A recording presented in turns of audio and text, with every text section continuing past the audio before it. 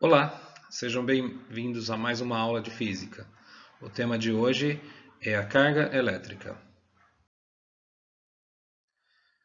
Para falarmos sobre carga elétrica, precisamos ir no íntimo da matéria, né?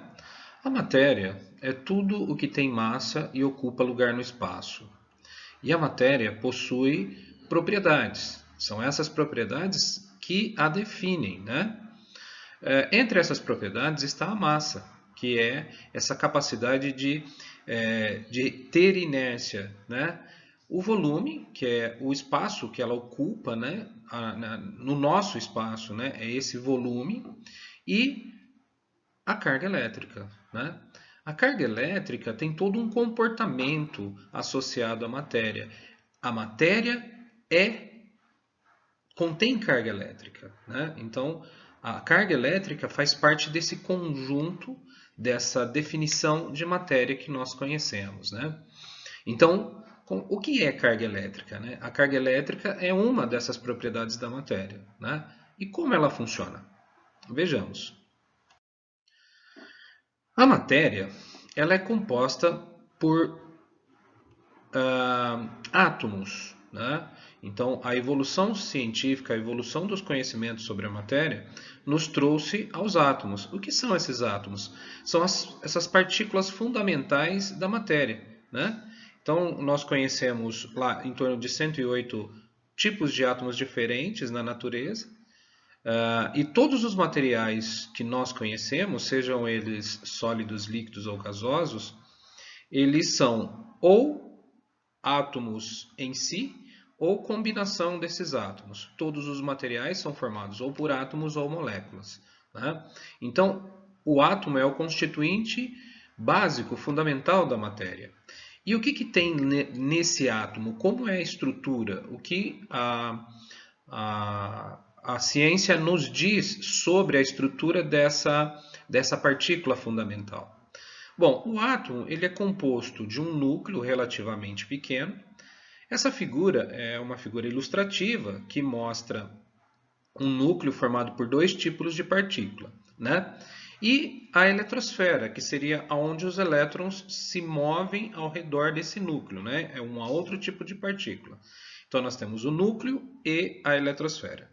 No núcleo, nós temos dois tipos de partículas: os prótons, que contêm carga elétrica positiva, e os nêutrons, que, como o próprio nome diz, não contêm carga elétrica, são neutros, né? Já por outro lado, para manter a neutralidade elétrica do átomo, nós temos um outro tipo de carga elétrica, que são as cargas elétricas associadas aos elétrons, que são, por convenção, negativas. Tá? Então, essa é a estrutura básica do átomo. Vejamos então qual o comportamento dessa carga. A carga elétrica, ela então, ela é composta, ela está presente em prótons e elétrons. E o que nós podemos deduzir? O átomo ele é eletricamente, ele é naturalmente, né, neutro do ponto de vista elétrico, né? Então, uma conclusão que a gente pode chegar é que a carga de um próton ela tem o mesmo valor que a carga de um elétron. Só que como a carga do próton é positiva e a do elétron é negativa, você tem uma neutralidade. Uma carga positiva neutraliza uma carga negativa. O que mais nós podemos concluir sobre essa ideia do próton e do elétron? Que a carga elétrica ela é quantizada, né? Então, um próton contém uma quantidade de carga e um elétron contém uma quantidade de elétron de outra natureza, negativa, né? Então, essas cargas elas são quantizadas, ou seja, nós podemos atribuir uma quantidade para elas e, consequentemente, ela pode ser medida, né? Nós podemos atribuir um número para elas. A carga de um próton, a carga de um elétron, é chamada de carga elementar e representada pela letra E. O que mais nós podemos concluir? Se as cargas estão presentes nos prótons e nos elétrons, então a quantidade de carga elétrica associada a qualquer corpo que nós tenhamos aqui entre nós, né, no mundo macroscópico, ela é proporcional a esse número de elétrons ou a esse número de prótons, né? Então, se eu tenho 2 elétrons, eu tenho o dobro da carga de um elétron. Se eu tenho 10 elétrons, eu tenho 10 vezes mais a carga de um elétron. Então, essa carga se soma. Então, a quantidade de carga elétrica ela é proporcional ao número de elétrons ou de prótons, né? Então, como que fica isso matematicamente? Como a quantidade de carga de um próton e de um elétron elas são iguais, porém de naturezas diferentes, né? Positiva e negativa, a quantidade de carga associada a um corpo ela é n vezes z, onde esse n é o número de prótons ou de elétrons que estão envolvidos com essa quantidade de carga. E E é a quantidade de carga elementar, é a quantidade de carga de um próton ou de um elétron, né? Essa quantidade ela foi medida, né? E para medir carga elétrica, adotou-se uma unidade padrão de medida chamada Coulomb, em homenagem a um pesquisador chamado Charles Augustin de Coulomb, né? Então, a unidade de carga elétrica é o Coulomb, tá? E a medida obtida para a carga de um elétron, ela é uma carga muito pequena, né? Então, é mais ou menos 1,6 vezes 10 a menos 19 coulombs. É uma carga extremamente pequena, porque nós estamos falando de partículas muito pequenas. Então, a partir do momento que nós falamos sobre isso, vamos para um exemplo prático onde a gente possa trabalhar com isso, né? Então, observe o nosso exemplo. Ao atritarmos dois objetos, cargas elétricas podem se transferir de um corpo para outro de forma a desequilibrar as quantidades de carga positivas e negativas dos corpos. Suponha que num processo como esse, 20 milhões de elétrons se transfiram de um corpo para outro. Neste caso, qual a carga elétrica de cada um dos corpos? Explique a natureza da carga elétrica de cada um. Bom, antes da gente envolver-se em contas, nós precisamos entender toda essa teoria que nós conversamos, né? Os corpos contêm carga elétrica, qualquer corpo, uma régua, nós, qualquer corpo inanimado ou animado de vida, eles contêm carga elétrica. Agora, ninguém sai por aí dando choque, né? É raro os momentos em que você transfere carga, que você sente o choque, né? Em dias secos, quando a gente atrita a roupa pelo corpo ou atrita uma régua no cabelo, os corpos podem se eletrizar. Mas, em geral, todo o corpo é neutro. Então, vejamos a solução. Vamos a algumas conclusões inicialmente, né? Primeira coisa, naturalmente, todo o corpo é eletricamente neutro. Isso não pode esquecer. Mas o que significa ele ser neutro? Significa que ele não tem carga? Não, ao contrário, ele tem carga. Só que o número de cargas elétricas positivas é igual ao número de cargas elétricas negativas. Então isso torna o corpo neutro, né? Então, naturalmente, todo o corpo é neutro do ponto de vista elétrico, né? Outra conclusão. Se os corpos são neutros, não existem cargas livres por aí, né?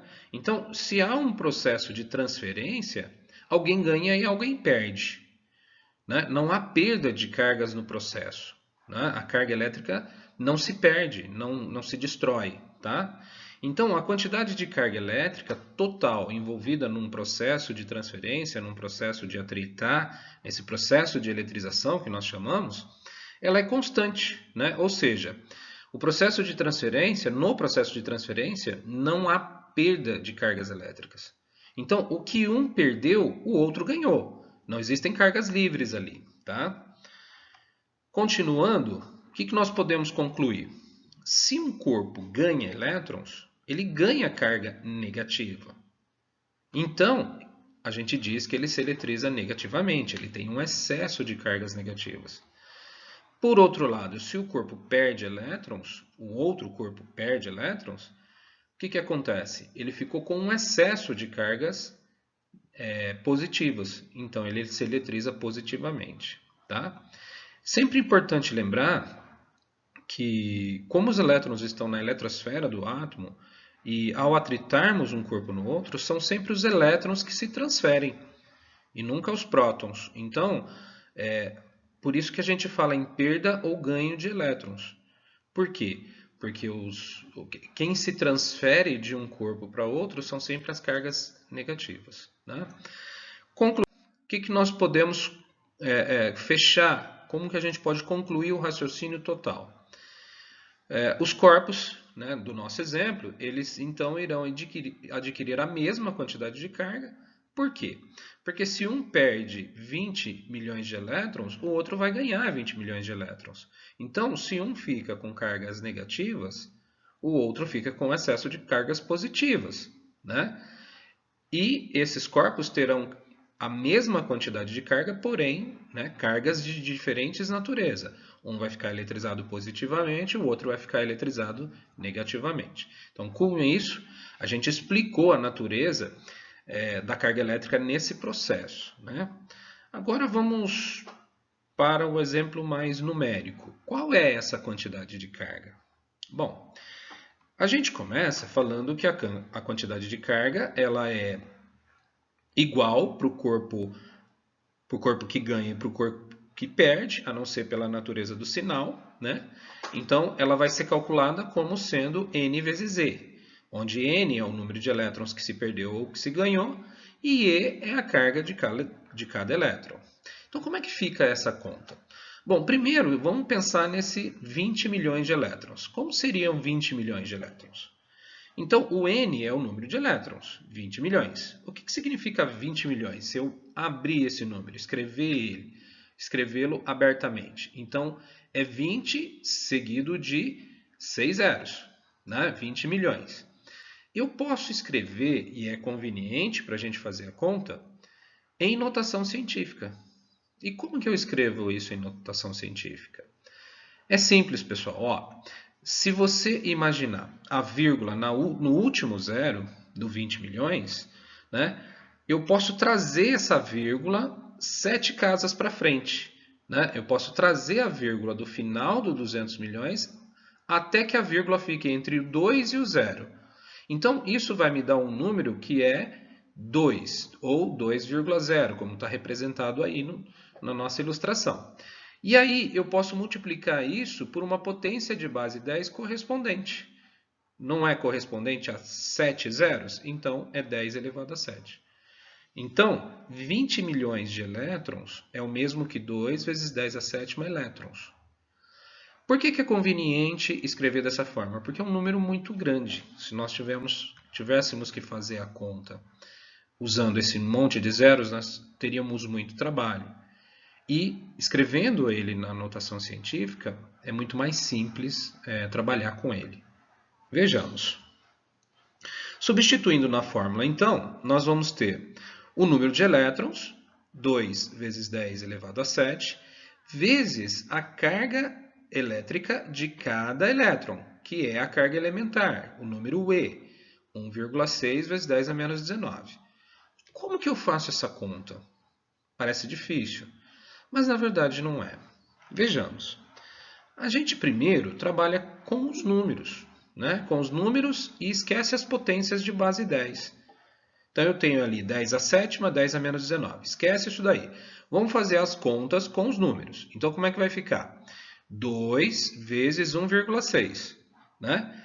Depois eu vou trabalhar com as potências de base 10. Então eu tenho uma multiplicação de duas potências de mesma base. 10 a sétima, 10 a menos 19. Então, como é que eu opero com essas potências? Eu conservo a base e somo os expoentes, porque é uma multiplicação. Sempre que for uma multiplicação, eu conservo a base e somo os expoentes. Então, como fica?